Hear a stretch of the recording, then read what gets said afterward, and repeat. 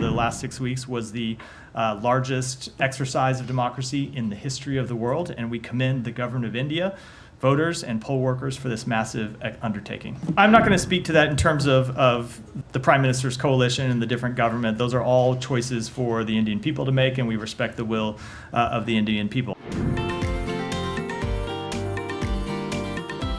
Is the U.S. planning to send any delegation for Prime Minister Modi's swearing-in ceremony over the weekend? I don't have any announcements to make today, but stay tuned. In the last couple of hours, there has been a series of congratulatory messages to Prime Minister Modi and his coalition government, there, including phone call by President Biden, tweet by Secretary Clinton.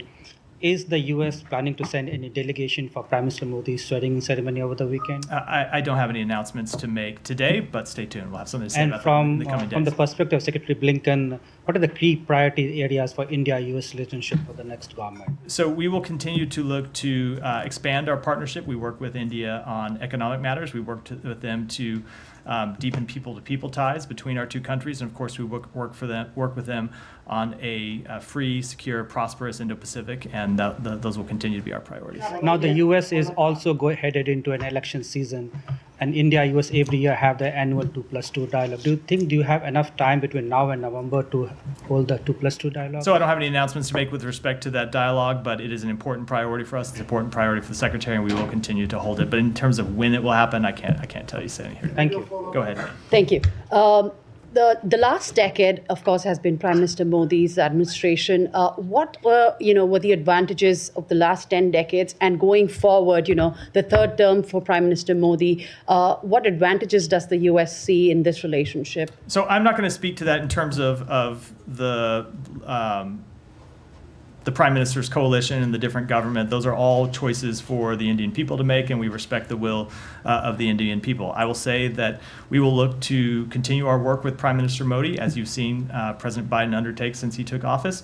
That will continue to be a priority through the issues I just spoke to a moment ago. And now that the electoral test is over, many people doubted democracy in India. What is the U.S.'s take on the democracy and the way the elections have played out and the results have played out? So India is, of course, the world's largest democracy, and the election that just played out over the last 6 weeks was the largest exercise of democracy in the history of the world, and we commend the government of India, voters, and poll workers for this massive undertaking.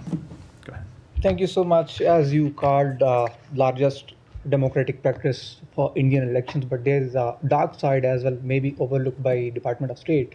So from these elections, we have seen two jailed leaders got more votes than anyone else.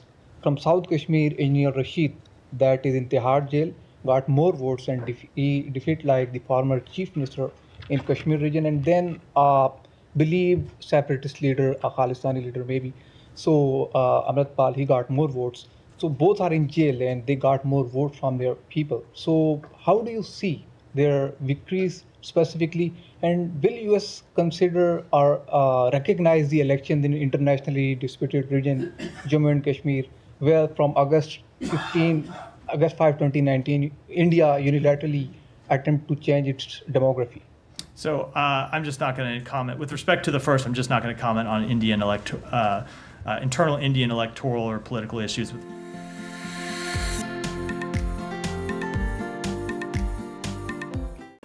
If you like this video, then like, share and subscribe to ET Now.